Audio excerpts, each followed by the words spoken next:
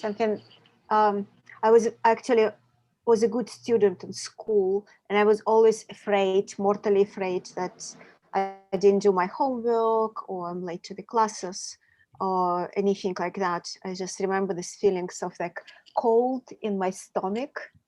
And then I think when I was about 10 years old, I found out that my father, when he was studying in the Leningrad school just after World War II, he was actually a bad student, and he organized everybody in school, in his class, to leave the classes and to go and buy ice cream and, you know, just do this like totally forbidden stuff that was like breaking the rules so badly.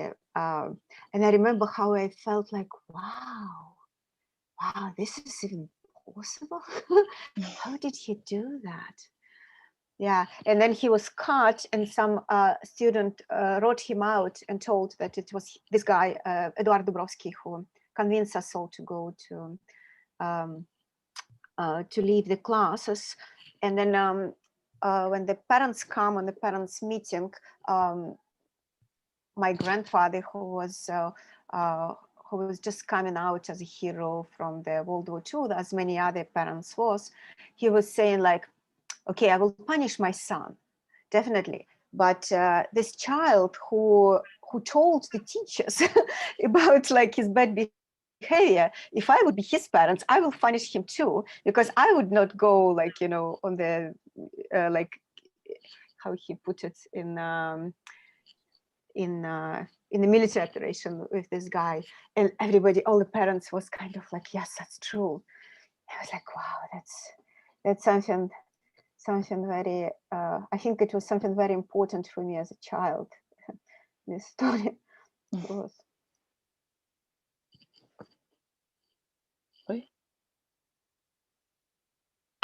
Hi. Hey. The warmer question is what makes you feel free, or what's the question? Oh, what is your anything life experience related to the feelings of freedom of yourself or the other people?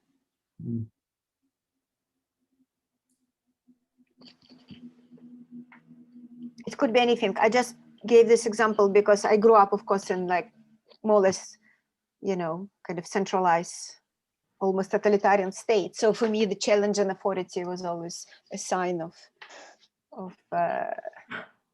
claiming your space and your freedom. But probably some other things are possible. I would say kind of freedom, like in the moment for me, is like playing music. Like there's a freedom to just kind of experiment and do stuff like that. So there's a sense of freedom there. There's a sense of play and consciousness, I suppose, or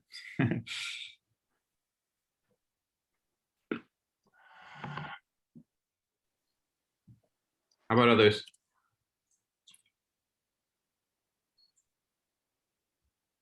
I missed the question or the prompt. Yeah, maybe it's like too serious question for the warming up. Yeah.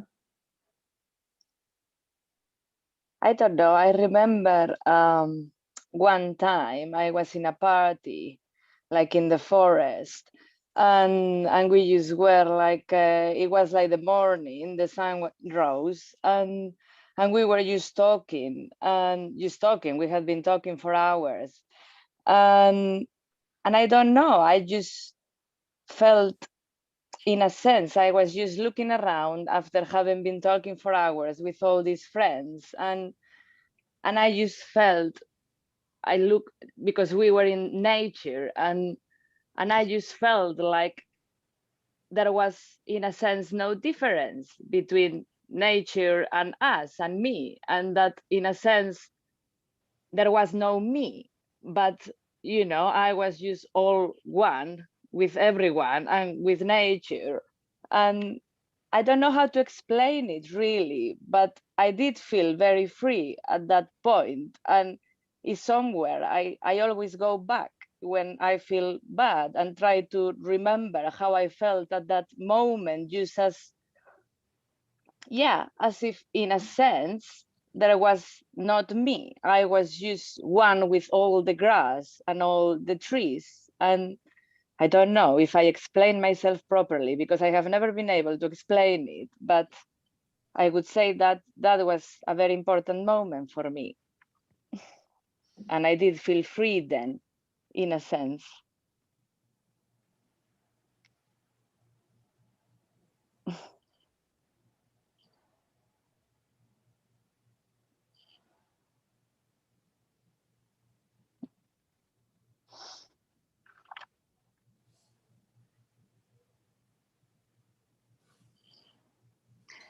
Should we just start the reading group, because maybe it was not really too adventurous?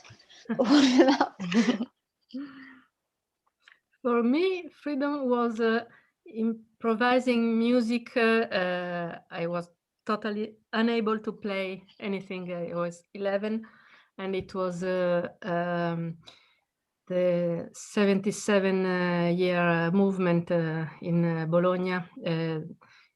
All universities in Italy were occupied, and there was really the sensation that everything was possible and that it could be done, everything.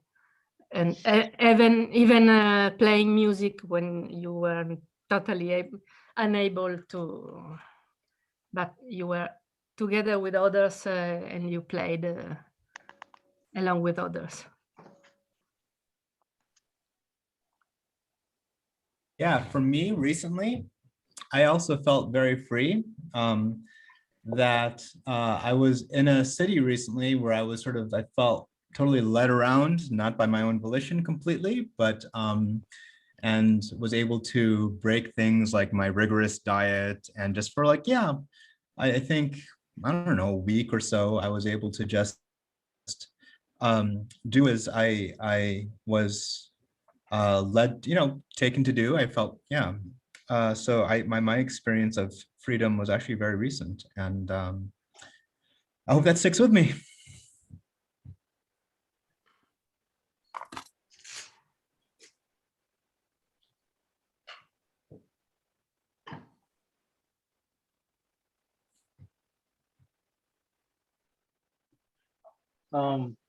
Hello, I can go. I recently felt very free because just a week back I passed my PhD defense, and it was a long, very long process for me, very torturous process. So 8 years, and finally I am done. So yes, I am in that phase when I am feeling free. And also I dedicated my dissertation to David. Nice.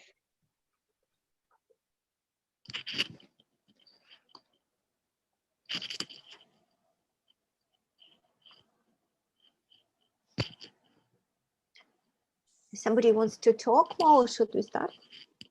I can go. I can show. I got my second vaccine, so I feel like I'm starting to be free a little bit. Wow.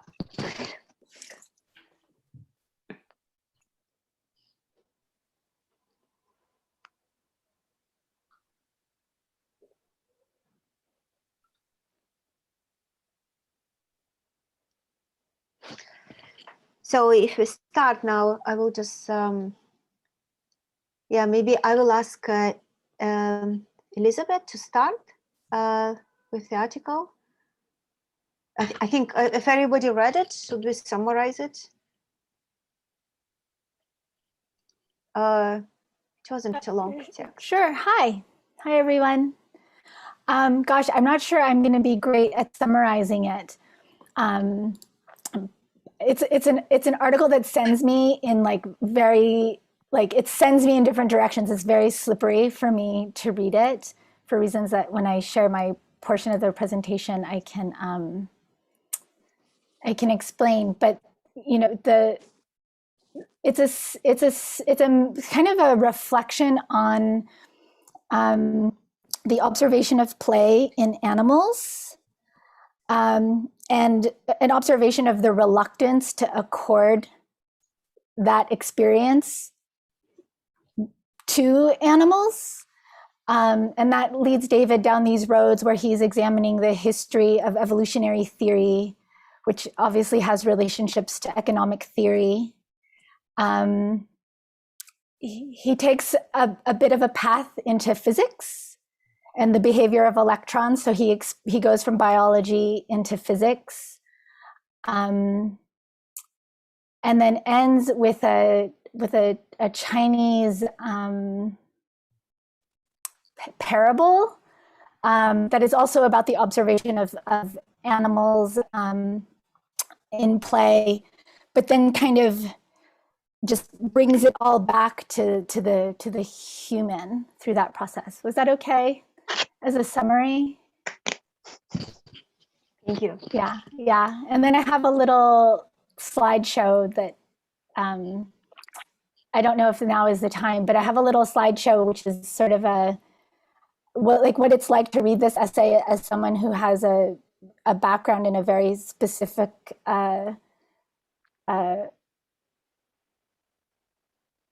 like foundation in feminist science studies. So let me know when it's time for that. Yeah, you can do it, or you can share the screen because I make you co-host. So Shall I do that now? yeah. Okay, cool. I got my second vaccination on Monday, and the way I've been describing it to everyone is that I feel like I am made out of scrambled eggs. So it's a little like quite physically I'm made out of scrambled eggs. So it's a little strange for me to, I don't know, to be in my instructor role and feel so incoherent. So I just appreciate everyone's patience here. Can you all see this? Yep. Slide? Okay. So I wanted to address this idea of the world's independent sense of humor as a feminist science studies companion to David Graeber's What's the Point If We Can't Have Fun? Donna Haraway, who's a real cornerstone for me in my own work, she often talks about cat's cradle, the formation of strings with fingers as a game where you have a pattern of knots and then you pass the strings to someone else and then they sort of take them up with their fingers and make a new pattern. It's a trope that she uses for talking about knowledge making practice, that we sort of exchange ideas as like a string game. And for me, when I read What's the Point If We Can't Have Fun, I think about play, knowledge, the relationship between science and realism, coexistence, and political freedom. Like these are all nodes that for me, I have coming from feminist science studies, but to sort of see them play out in this essay through David's perspective as an anthropologist is really, I don't know, it's really fun for me. And just so as a little bit of a background, I have an MFA, and part of my MFA research was about researching play. So I make things like this. I made this like large toy boat that spent lots of time in all kinds of places, including out of the water. And it has a little audio component, which I'll play for you.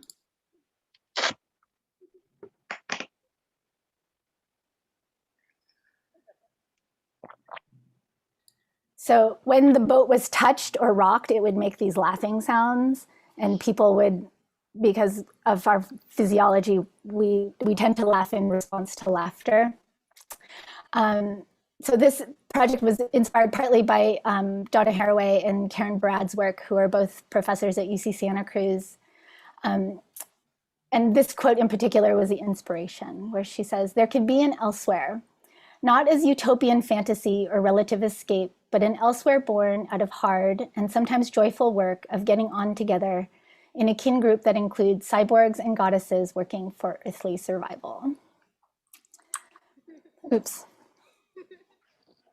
Sorry. So this is another installation sculpture that I put together, kind of inspired by this thinking. That's my child. So I just wanted to offer that as a little bit of background. So the two things that I think of most when I read this essay are the concept of situated knowledges, which Haraway coins in 1988, and agential realism, which Karen Barad coins in 2007. I'm just going to talk about situated knowledges today because I started to put together stuff around agential realism, and I realized that it just requires a lot of scaffolding, and I felt like it just would take too much time. So situated knowledges is an essay that builds on top of Haraway's much more well-known A Manifesto for Cyborgs. And A Manifesto for Cyborgs was a response to a prompt Haraway had received to talk about feminism and socialism, or gender and labor. And she's a very like contextual writer. And so when you read the Cyborg Manifesto, I think it's really helpful to, for those of you who haven't read it or want to read it, like to really put it in the context of 1985, right? Which is like the Macintosh computer has just come out, like word processing as like a form of scholarly practice for writing, right, is just establishing itself. And so she is thinking about her own labor as a scholar in relationship to the computer and the way the computer is increasingly fostering a globalized economy. And so she takes a piece of the Cyborg Manifesto that I'll talk about and builds on that for situated knowledges, where the question really becomes more about how to integrate feminism in science, and this idea that we can create a sort of successor science to the kind of science that was established in the Enlightenment. Right, so the Cyborg Manifesto was written in 1985 as an ironic political myth that has become a touchstone for thinking together, thinking intersectionally about gender and labor, race and technology in an accelerating economy globalized by digital capitalism. So I think that's an important thing, that she's offering the cyborg kind of as a mythic figure. Most importantly, for a practice of situated knowledges, cyborgs call attention to the specificity of how we as human-machine hybrids see. Cyborg vision is mediated by all kinds of technologies, including and especially this thing we've called culture. And I find this when Haraway talks about culture, that, you know, that's where she really, I don't know, like the synergy with David as an anthropologist, that really starts to come through for me. Contemporary science fiction is full of cyborgs, creatures simultaneously animal and machine, who populate worlds ambiguously natural and crafted. Modern medicine is also full of cyborgs, of couplings between organism and machine, each conceived as coded devices in an intimacy and with a power that was not generated in the history of sexuality. Reading, I reread a little bit of the essay preparing for today, and I wanted to include especially this part about medicine because of the having received the vaccination, and it really kind of calls me into my cyborg sense of self. This is a photo of my daughter that feels very cyborg to me, with her glasses talking to the FaceTime.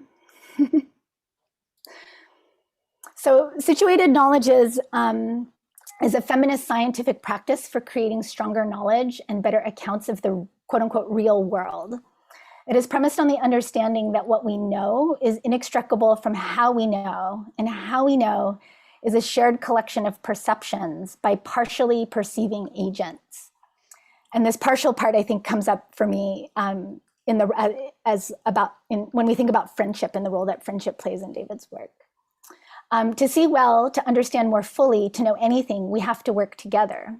Part of working together is identifying or situating the points of view through which contributions are provided. So in the essay, Haraway says, I would like to insist on the embodied nature of all vision.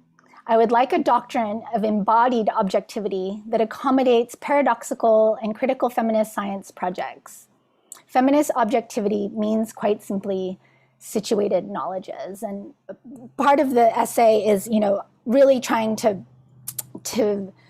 start to articulate forms of knowing that can critique, you know, the gendered, raced, and classed qualities of the, you know, the European scientific revolution.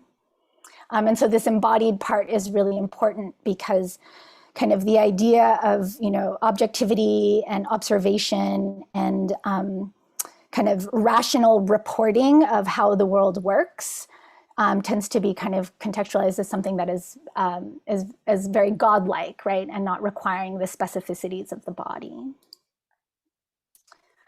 The eyes made available in modern technological sciences shatter any idea of passive vision. These prosthetic devices show us that all eyes, including our own organic ones, are active perceptual systems, building on translations and specific ways of seeing, that is, ways of life. And part of her focus on the eye is also the sort of like feminist reclamation of what vision is for. There was like a sort of a period, right, in the following second wave feminism in the United States where like vision was kind of like, you know, sort of we needed other than vision for ways of knowing because it had been really co-opted by masculine science practices. But she kind of wants to bring vision back into the conversation because she doesn't want, you know, vision is a very useful way to sense the world. So the knowing self is partial in all its guises, never finished, whole, simple, simply there and original. It is always constructed and stitched together imperfectly, and therefore able to join with another, to see together without claiming to be another. And so when I think about the parable at the end of the essay, I think of this moment and the role of conversation and friendship. Situated knowledges require that the object of knowledge, sorry, a little typo though, be pictured as an actor or agent, not as a screen or a ground or as a resource, never finally as a slave to the master that closes off the dialectic in his unique agency and authorship, of objective knowledge. So this is a really important turning point because understanding that vision is partial starts to open up like who sees, right? And this a very kind of open understanding of point of view. And so we start to destabilize the subject-object distinction, right? That so much of science has sort of been built upon. So acknowledging the agency of the world in knowledge makes room for some unsettling possibilities, including a sense of the world's independent sense of humor. We are not in charge of the world, we just live here and try to strike up non-innocent positions by means of our prosthetic devices, including our visualization technologies. And Haraway is often bringing humor and the idea of the trickster into knowledge-making practices because of the disruptive quality of things, and also because of the way that play is just an expression of agency, right? Which is like just another theme, I think, from David's essay. So I'll stop there. But I just, as a little summary, so we go from cyborgs, this idea that we're human-machine hybrids, right, to focusing specifically on kind of the technologies of vision, cyborg vision, and then recognizing because where our vision is always mediated, vision is always partial, their perspective is always partial. And the partiality of that then kind of sort of creates the requirement, right, that we have to acknowledge that agency might extend beyond just human vision, because it's no longer, you know, as a simple thing. And extending that agency for Haraway means acknowledging that the world itself has its own sense of humor about what's happening.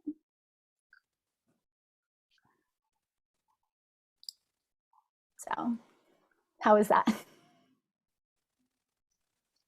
Wow, thank you. Yeah.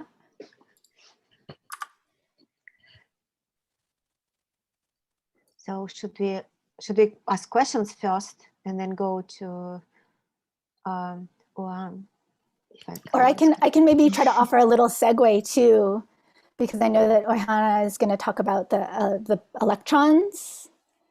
I mean, so what happens? So Karen Barat is a theoretical physicist who takes up Haraway's work and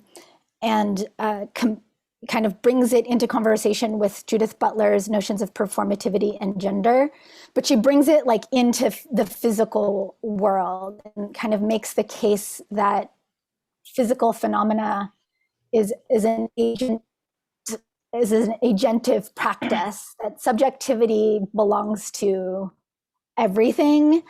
And I think that's kind of where we get into David and the electrons, which I think is lovely.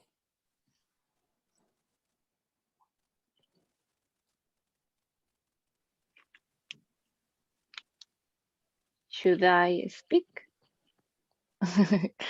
Well, I think it's very interesting because I was researching Bhaskar for this, and the thing you say about subjectivity, that's something he really touches upon, because in his theories, which I think it was called at the beginning, like they call it, well, he called it transcendental naturalism, but then it was called like critical realism.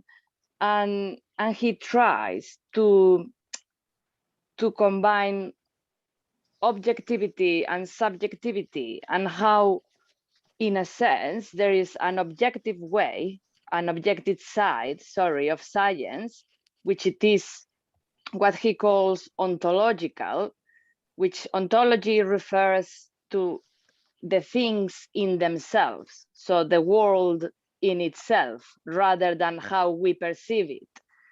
And then that side would be like objective and intransitive, in the sense that it doesn't change. It stays as it is, whether we know about it, whether we perceive it or not. And then there is the other side, which is the subjective side. And he relates subjectivity with epistemology, which is in philosophy the theory of knowledge, and our knowledge, how we can know about the world. And this is transient in the sense, or transitive in the sense that, as it is subjective, it can change over time, and it's also rooted in its context.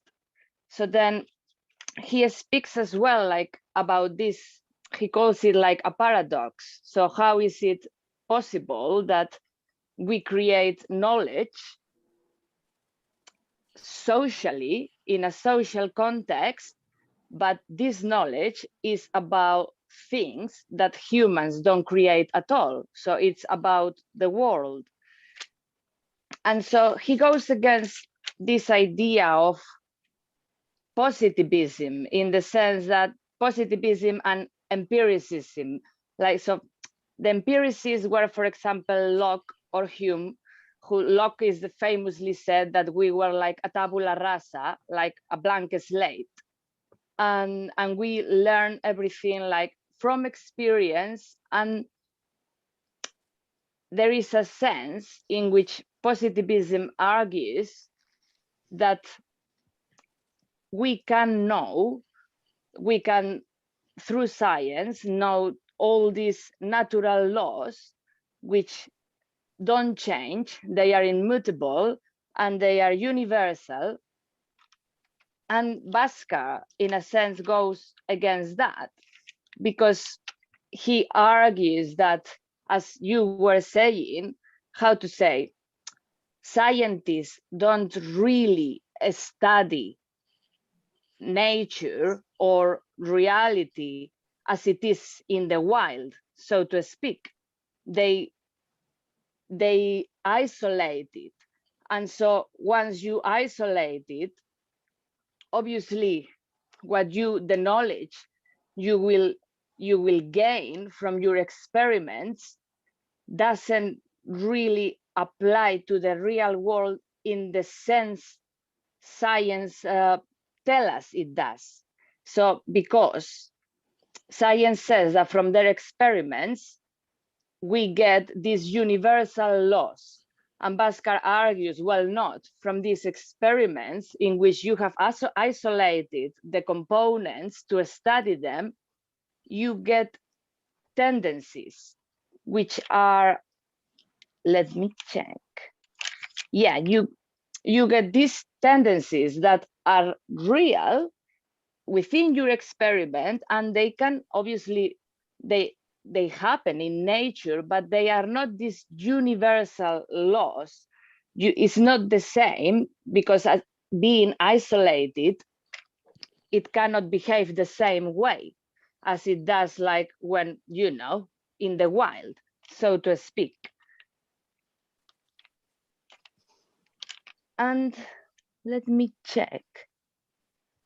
Yeah, this is, he was also like, he emphasizes this, and this is where David was coming in, because David talks about entropy and how, you know, the second law of thermodynamics, which says that any complex structure or organism or thing, if you leave it to its own means, it will tend to deteriorate. That's the second law of thermodynamics, that's entropy. But, and this, relating it to Bhaskar, is like, well, the thing is like, you are studying that in isolation. So that's how the organisms behave when you isolate them, but not when they are in what Bhaskar called open systems, which is the universe. And, or, you know, yeah, like the whole universe. And another very interesting thing that I thought was this, well, emergentism Bhaskar talks about. And an easy way, I think, to understand emergentism is like, so you have carbon and oxygen. And so, you know, separately, carbon and oxygen, they both are combustible, they help fire.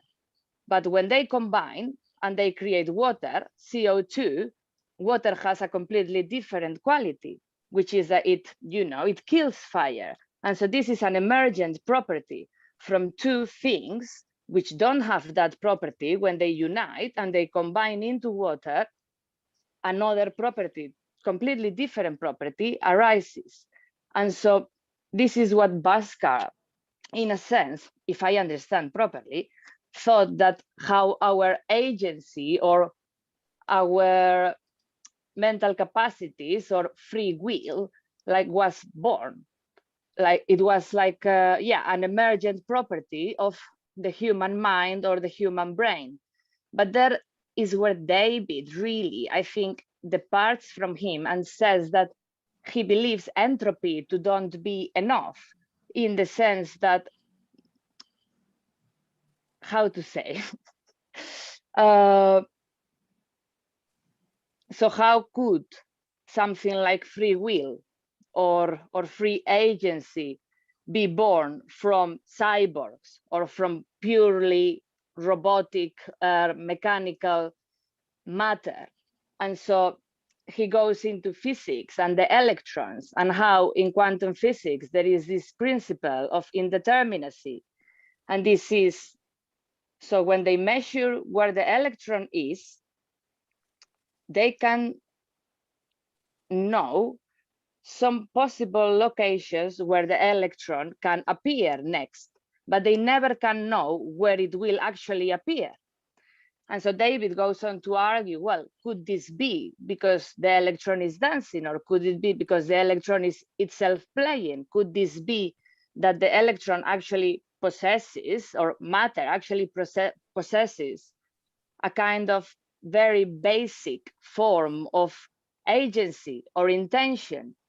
And so if you take that, in a sense, to be true, then it's not such a big leap to go from a matter that actually organizes itself and it creates all sorts of complex structures. And then in humans, it creates our free will and our and our agency and freedom. And another very interesting thing that I thought with Bhaskar was that, so for example, he argues that natural structures, obviously they got these emergent properties, but he also thinks that social structures have them too. But the main differences between a social structure and a natural structure would be that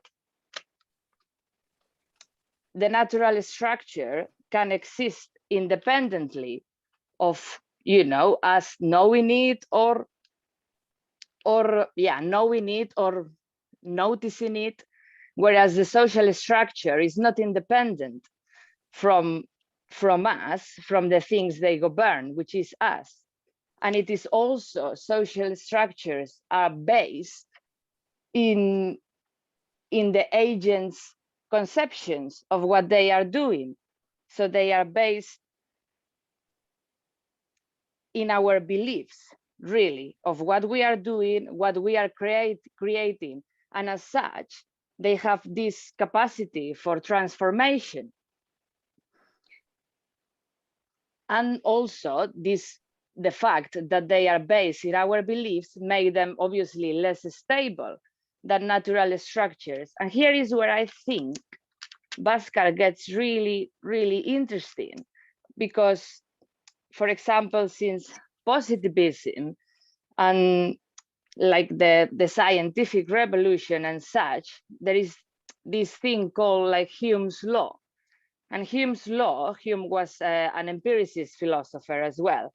And he thinks that the law is that you cannot derive any ethical conclusion from purely factual premises. And Bhaskar argues that this is not true, because, and he calls this ethical naturalism. And he argues that if something like a belief or a belief system is, if something produces a false belief, then we can objectively judge it to be bad, like ethically bad. And so he goes, for example, to say that if capitalism produces a false belief or an ideology, then we can judge capitalism to be used ethically wrong. And from there, he also moves to say that rather than base this just in the false belief, he tries to base it in a sense of in human needs.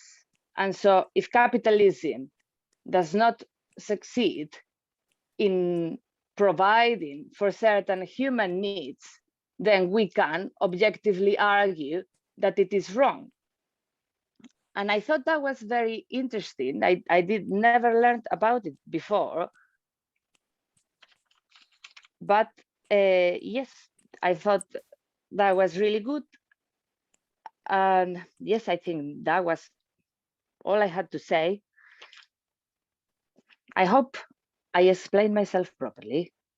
It definitely inspired me to, since the Museum of Care started, and this realization that David is like moving into like the work of science studies and philosophers of science, like, was really new for me. And I think I needed like just a friendly intro to Bhaskar, because I got the book and I was just like, oh yeah, no, I don't have the headspace for this right now. So thank you. I needed like a pre-digested. Yeah, thank you. I also was very fascinated by Bhaskar because David always talked about him and tried to explain it, but it's very complicated for me. That it looks like he was totally unknown, very poor. Yeah, I didn't know him. Yeah. Yeah, nobody knows him. He didn't translate it, I think, to any languages. I think that's one of the things that Museum of Care can do. They collect money to translate people like Roy Bhaskar, for example, or Mehdi Ben Hassim to different languages and so on. So it will be amazing. Yeah, so that's now my short part, and then we can talk. So I just want to say that for me, this article is like one of the most principled one from what David wrote, because I think he's very, in an easy way, kind of make fun or ridicule of the things that take, like everybody since it's a common belief system, like a major common belief system. Like, for example, David and I tried to get into the talk of Richard Dawkins in London School of Economics when he was giving a lecture in a big hall, and we were not able to get in. It was so many people, like, who wanted to see him, and he's keep repeating the same stuff forever. That is obviously, like, you know, in this text, I don't know who will argue that it make any sense, all of this basically neo-Darwinism, you know, but it is like very easily slip to economics and to everything else. So for me, it was like also, so what I want to say, it's about Kropotkin, and David writing in this article about Russian answer to Darwinism, that was in the beginning of the 20th century. And Kropotkin, his famous book that became the basis for anarcho-communism, is describing his observation when for 5 years he was researching geology and biology in Siberia, and he's describing how animals are cooperating. And it's a very well-known text. I think most of the people knows about that.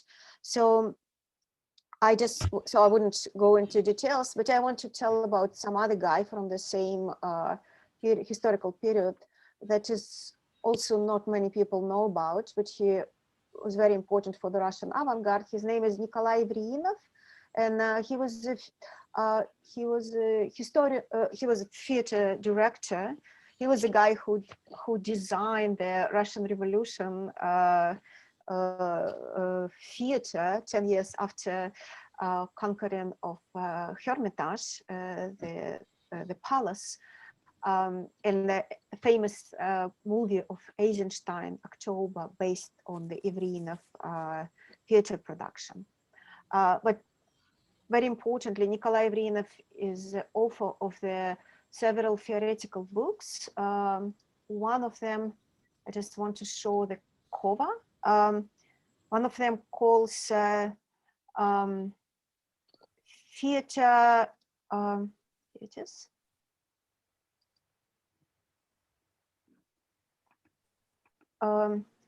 Animal theater.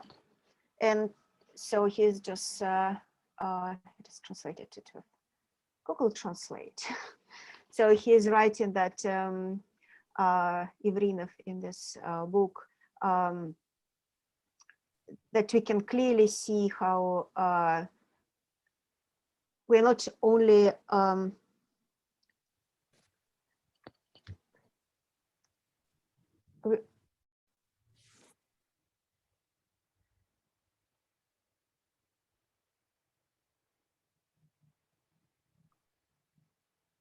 Did we lose Nika?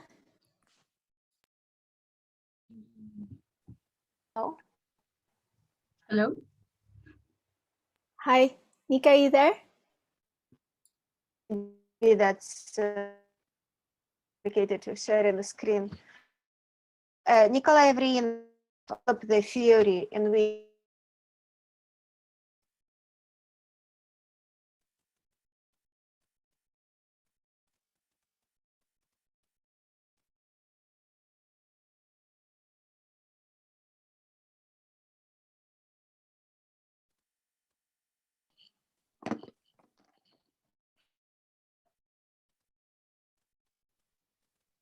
Nika, I can't hear you. Are you still there? yes, my connection is on Don't all these internet things work on electrons? Like slow. maybe the electrons are fooling around and are playing. So if you can hear me, I just summarize things about Nikolai Ivrinov. So his ideas was that exactly what Kropotkin was talking about, plays and the sheer feeling of pleasure for the animals and humans and the desire to collaborate. So Evrinov was talking about theater and the bone of the art. He was saying that this is a primarily instinct that we all living creatures have. And he's given a lot of examples of how the birds are playing and how like they're showing around during their mating rituals. And only part of that is related to reproduction, to any kind of benefits of survival. And very big part of that is about kind of building up of your own theatrical being, and then of course in humans. So, and yeah, I think it's I believe Evrinov is also becoming more and more popular now in Art Watch and the other social science stuff. So I think we're just going to the new, hopefully to the new time when everything will be rewritten. Yeah, that's what I wanted to contribute. That poster was amazing. I loved seeing it. We have been exploring in the Visual Assembly Lab this morning theatricality and its relationship to the social political, and we did a game with masks at the very end. So I think the themes are deepening everywhere.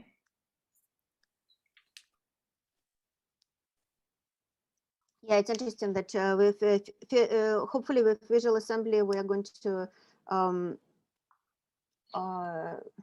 do this project in Madrid with Zapatistas, and Mariana shared an article of a link on article of Zapatistas where they're talking about art, and they're also saying how art is very much principle for and important for their existence, because that's the tools that can provide us with the objective picture of the world that we can then build.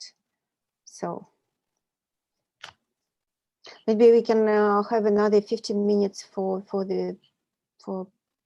people to say their opinion. I think Jonathan should tell us something about economic and freedom.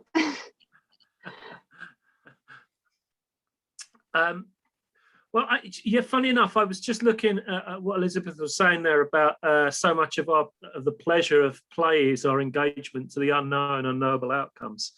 Yeah, I mean, I totally agree with that. I at the end of my long essay that I posted just before Christmas, I considered David's essay on play and tried to think about what it means with money burning, you know, whether that's a form of play with money.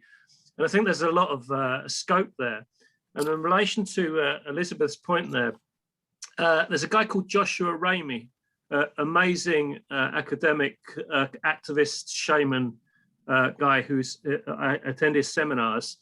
He wrote a book, he's written a couple of books, one on Deleuze, the Hermetic Deleuze he's called, one called The Politics of Divination, which I recommend, amazing work. And basically the idea of the politics of divination is that he looks at capitalism, or what he calls it neoliberalism, and he suggests that neoliberalism is an unavowed form of divination.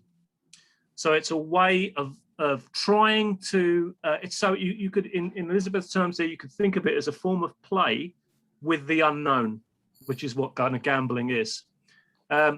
So I think play, and I mean that's why I was here. I love David's essay on that, and the way that he talks about electrons and all these different things. I think you can think about things. I think it's a way of seeing the world, and I think you can think about economics as a form of play, about capitalism, neoliberalism, all these ways of thinking about the world and money, the relationship between the material world and money. as a form of play. And that's where obviously I work. I think I'm only at the beginning of thinking about what I do in terms of money burning and rituals and all that sort of stuff in terms of play, but it's really powerful and a really great idea. And I'll just end with it. So I think one of the things that's really important with play that it really gets at is this pulling apart of function. Because we live in this monetized economy, we're always thinking, well, what's the point of that? What's the purpose? What's its function? What does it do? So we're never in the now. We're always in the past, where it's come from and where it's going.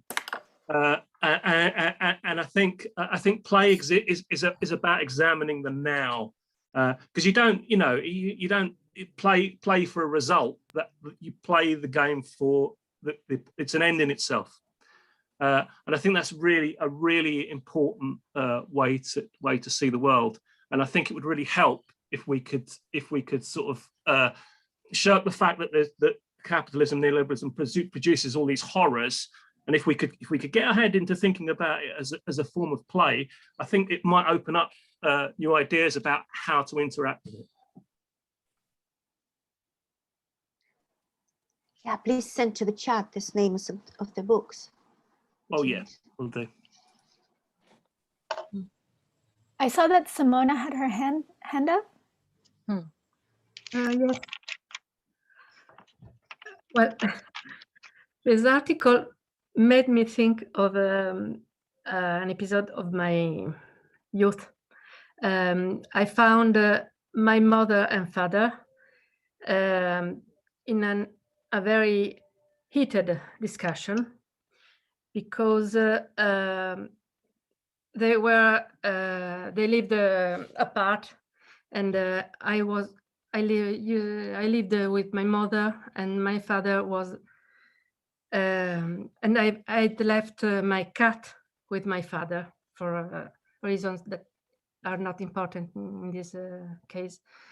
And my cat wanted to be pet and to play with my father. And the heated discussion was about how could possibly an adult being want to be pet and to play just for nothing.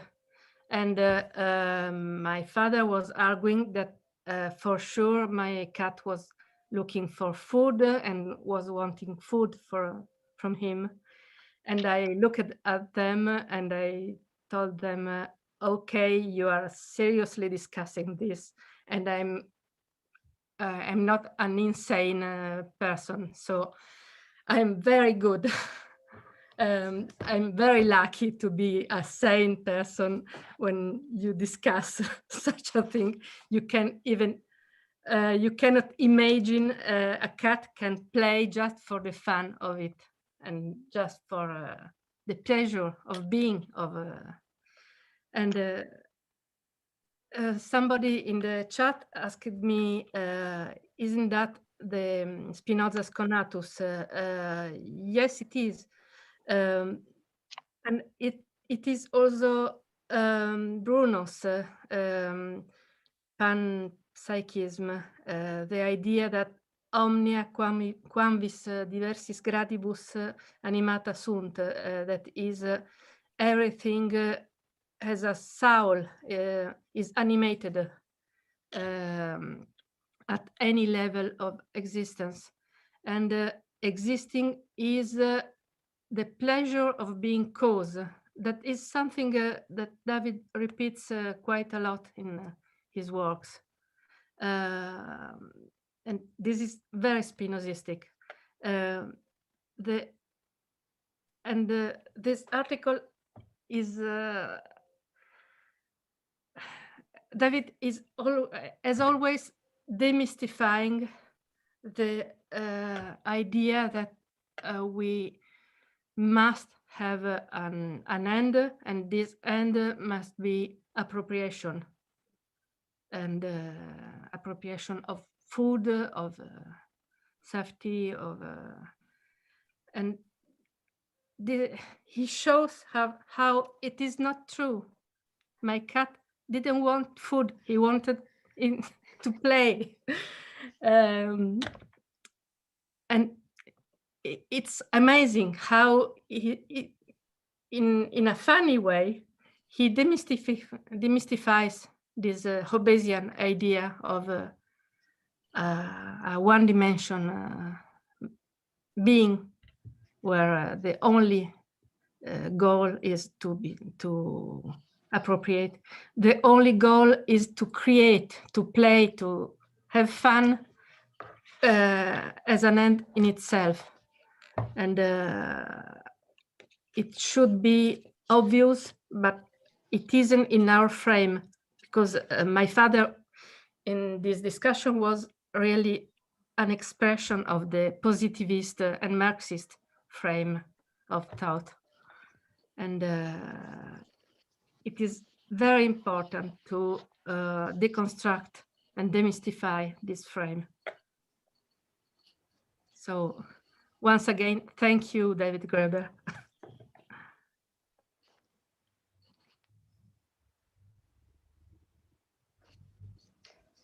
I think Mona wants to say something.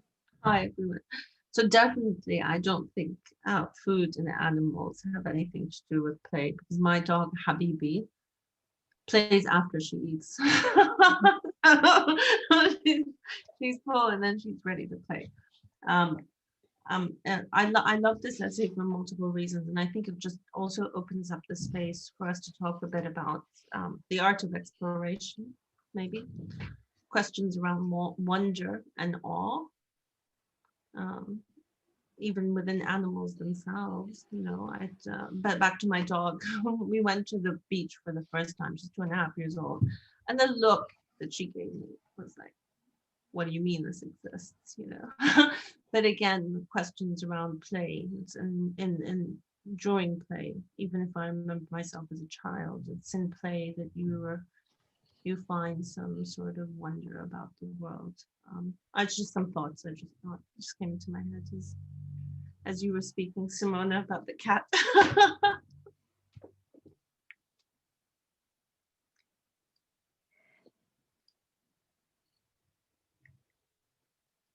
Maybe Benjamin wants to describe his childhood experience of being a fan of Dawkins. I remember how he was listening to his lectures.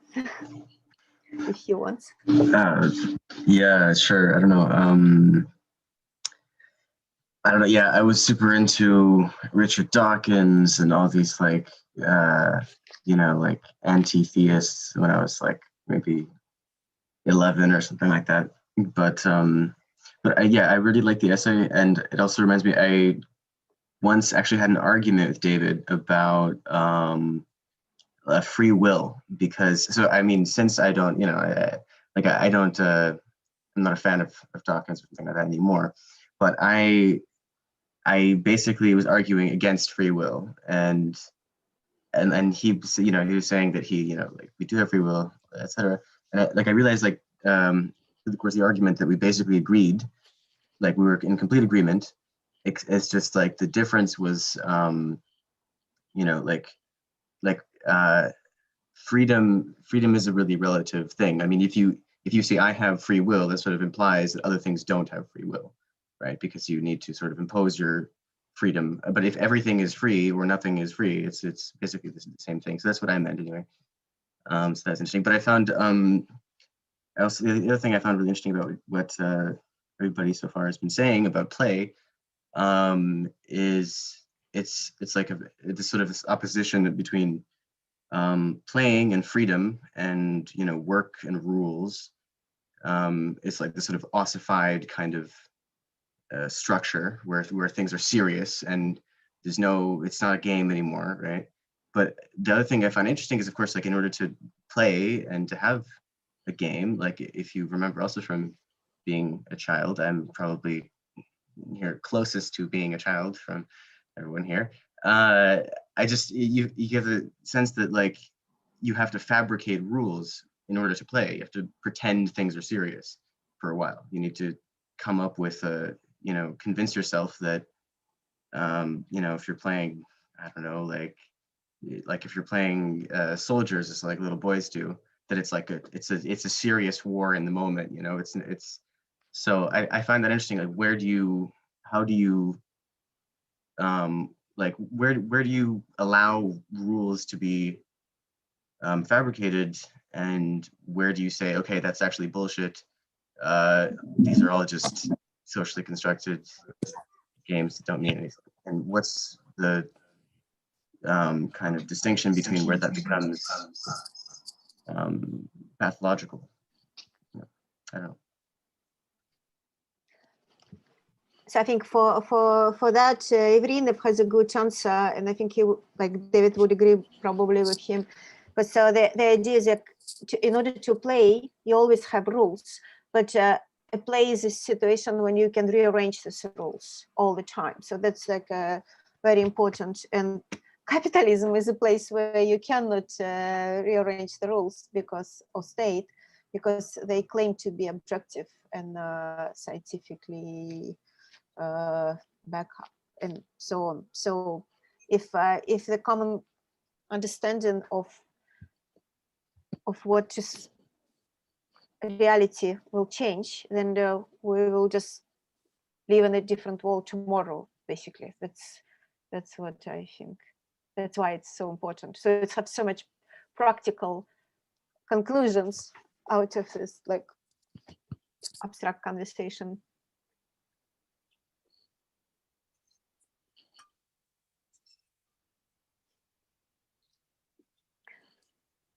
And I think it's, sorry to interrupt, and I think inherently animals understand that. Otherwise you just have dead squirrels everywhere. You know, my dog chases squirrels all the time and decides just to slow down just before she catches them, because she's not going to kill the squirrel, right?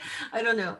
This just came into my head. And, you know, at some level there are these unwritten rules that they do. I don't know. It's just some thought there about play between animals themselves. I wish if at some point anyone else is interested, it would be so fun to bring Karen Barad's theory of agential realism into the conversation, because I mean, really, it's premised on some very subtle interpretations of the difference between like what Heisenberg frames as uncertainty, right? That at a certain scale, we can't determine the position of these subatomic particles. But what Niels Bohr rather framed as indeterminacy, which is slightly different in the sense that the things we want to know about the particle are inherently unknowable. And so there's a lot of interesting things there around, you know, measurement as a knowledge making endeavor. And it just makes me think a lot about how measurement applies to like the enforcement of rules in a game, right? Was the ball in or out? Like this negotiation of processes, or the way measurement applies to economic systems, right? What is the value of something? But it all kind of comes down to, you know, this understanding that this transformation of understanding, where we move from a belief that the world is a representational place, that we can assume a position for knowledge making that is outside of the thing that we're trying to measure or produce knowledge about, and then moves into this very like playful, beautiful understanding of performativity. And I think there's a lot there around just play and performativity that would be really lovely to discuss. Well, one of my friends posed a question. I read a paper the other day, a guy called Noam Uren, and he posed a question just related to what you're just saying there. How do you measure the pleasure of measurement? And it's kind of one of those questions that cuts really, really deep. I'll post the paper.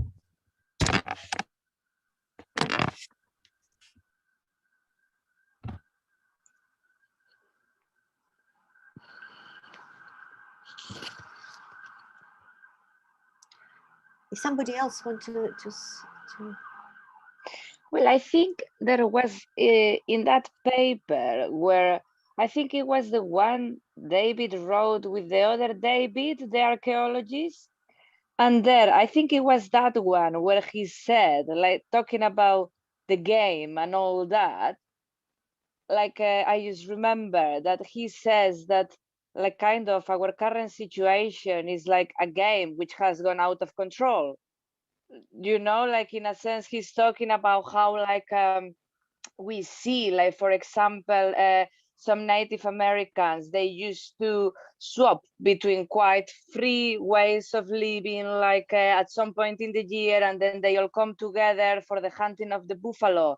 And how you know, they used to have this police, and but they used to swap every year. So then the police at the time could not be very horrible, because like another people would be the police the next year. So you know, they would hold them like to account. And so how, yeah, suddenly it seems like he asks there how we got so stuck in this system.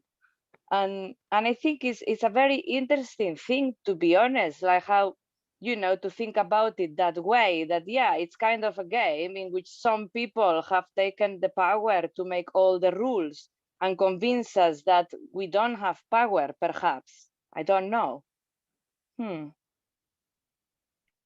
Yeah, he's also talking, I think, in Busher Jobs about how it's like, or it's an article about Busher Job, how like all this hierarchy is a kind of BDSM game without a stop word.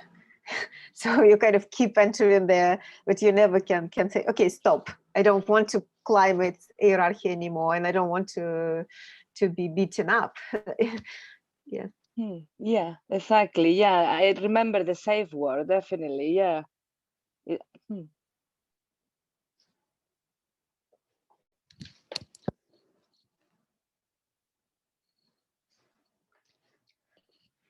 So should we resume now, or somebody else want to talk?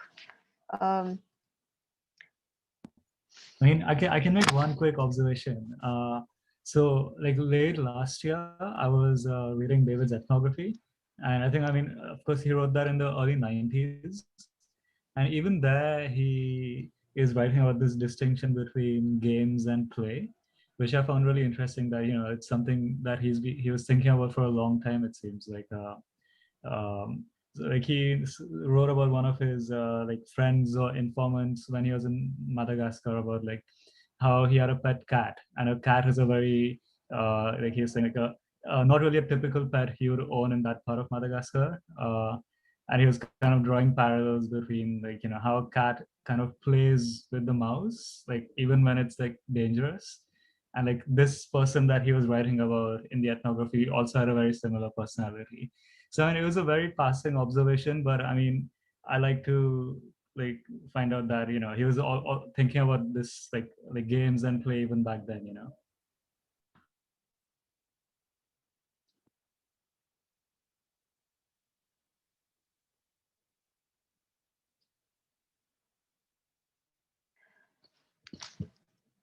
Yeah, I just wanted to say at the end that we will have one more reading group next week, because it was planned for a long time ago, with Grigory Yudin, who is a translator of David Bultejobs in Russian, and a professor, I think, in High Economic School in Moscow. And then on 22nd, we have a general assembly of Museum of Care, where we can discuss how we continue, what we're gonna do, maybe talk about residencies. So whoever, or new projects that was born meanwhile. So whoever wants to organize something during this assembly, or have an ideas, please, you know, let's put together an agenda. And then maybe we have so many people who sign up now for the next assemblies. After that, it will be like Alexei Yurchak. They offer, like, it's a really good, famous anthropologist with the book about end of Soviet Union, and also It's like just you can look at our schedule. We put it with Vasily. It's on the Google Doc and on Museum of Care website. But so I personally would like to make less. It's not every week, but maybe every other week, because I'm so overwhelmed.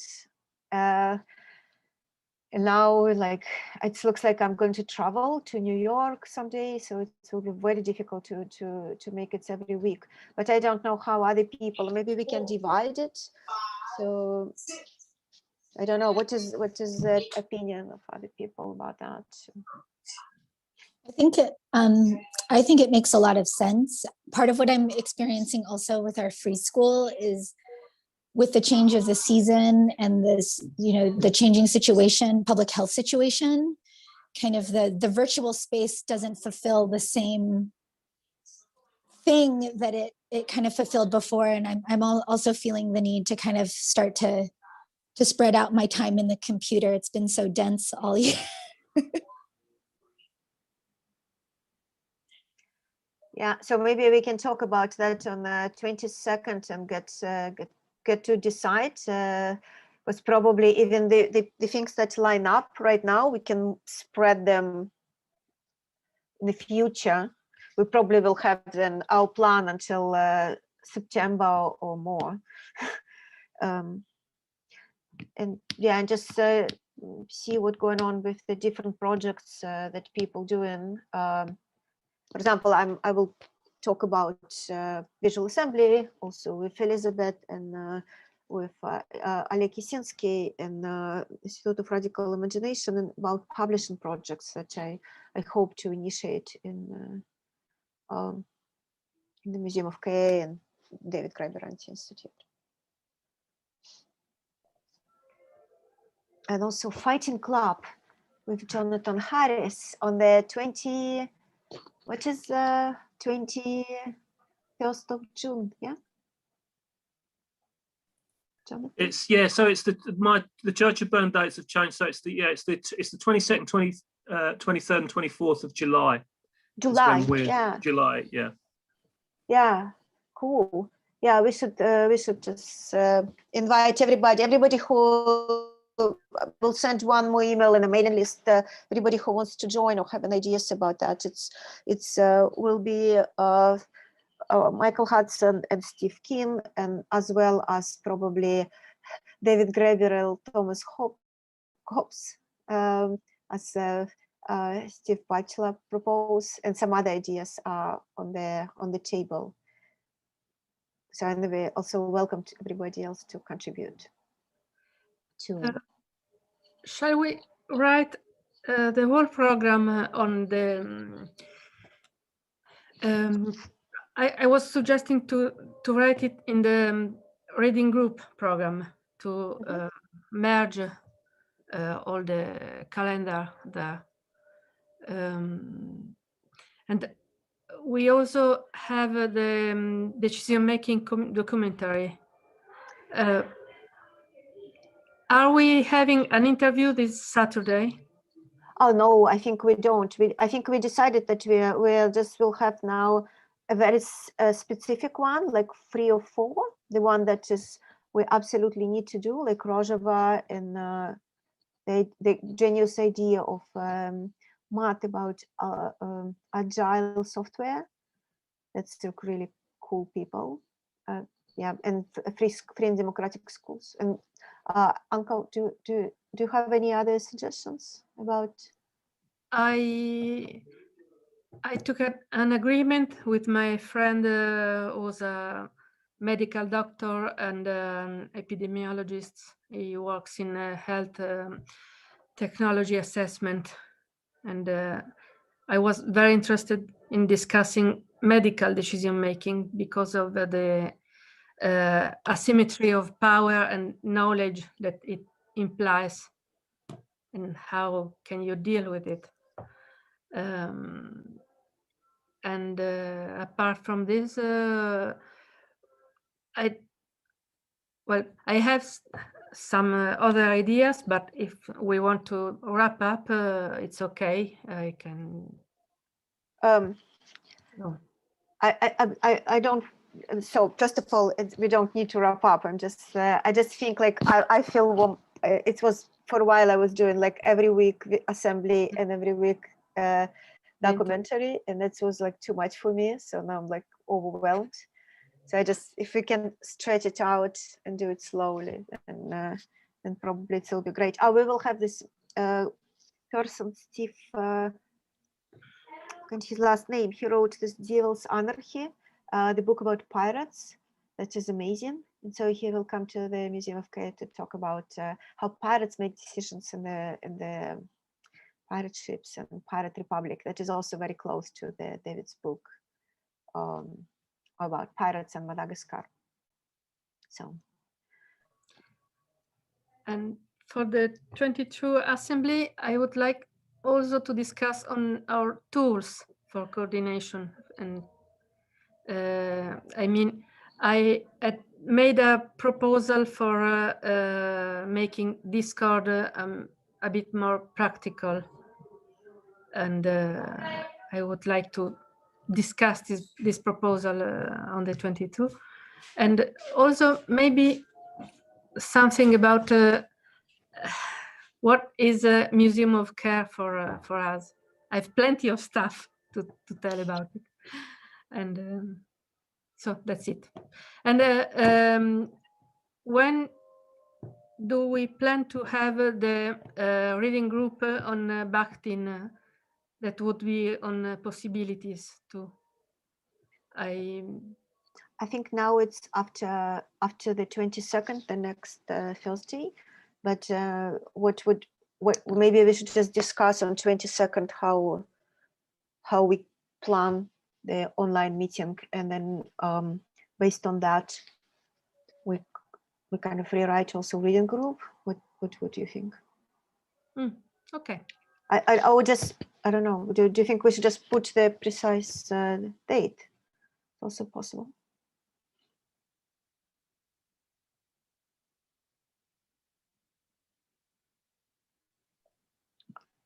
I don't know what is better to do. Oh, are you asking to me? I know, Vasily, everybody. For me, we can discuss on the 22nd on the program forward for the time after. So, and so we can agree on a schedule for a reading group and other assemblies, and we can decide whenever we want to have this reading group on Bakhtin. But I really look forward having this discussion. So let's not drop it. Yeah, no, we don't drop anything. And in the worst case scenario, we just stretch the things, because we have so much interesting people who is coming to talk to us and themes. Yeah, thank you, everybody. Yeah, I learned so much. Go to keep reading Bashkar. Okay. Bye-bye. Bye-bye. Thank you. Thank you.